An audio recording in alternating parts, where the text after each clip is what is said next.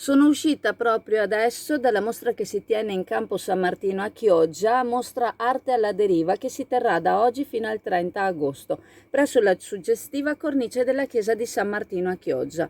Propone questa volta l'opera di due artisti di rottura rispetto al panorama figurativo tradizionale. Si tratta di Sandro Saccocci e di Giorgio Ferialdi, entrambi di adozione padovana.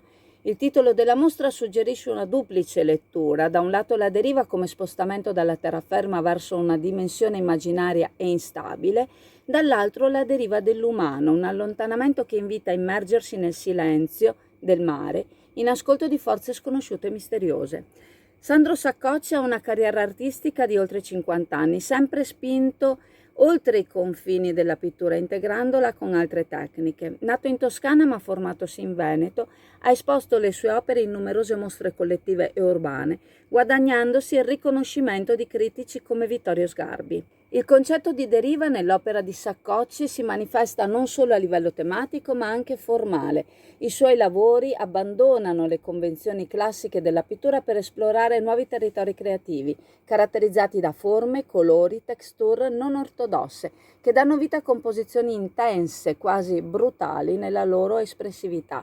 Il suo percorso rappresenta una sorta di viaggio artistico che abbraccia l'ignoto, cercando di esprimere in modo diretto e senza filtri l'emozione del momento. Per Saccocci la pandemia è stato un momento molto importante, ha segnato la fine di un'era per l'arte contemporanea, una sorta di passaggio dal postmodernismo al metamodernismo, in cui gli artisti cercano di disintossicarsi dalle teorie filosofiche ormai superate, ritornando ad una dimensione più concreta e viscerale dell'arte.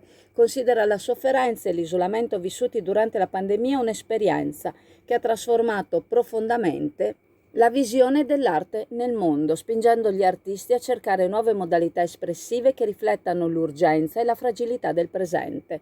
La mostra Arte alla deriva rappresenta dunque un'esperienza immersiva, un invito a riflettere su tematiche profonde e a esplorare l'arte come un mezzo per riconnettersi con le forze primordiali della natura e dell'animo umano.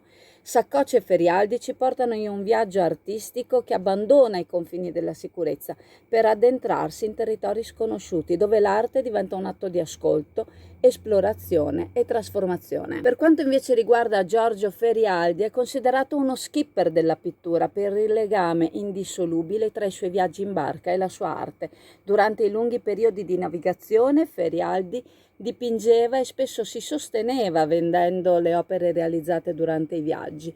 I soggetti marini come figure, rovine, tramonti e lavoratori del mare sono sempre stati centrali nella sua produzione, trattati con spontaneità e naturalezza, senza seguire regole accademiche. Organizzatore della mostra è Paolo Voltolina, della cui presentazione ho letto un estratto. Molti gli artisti della cerchia padovana di nota fama presenti all'inaugurazione.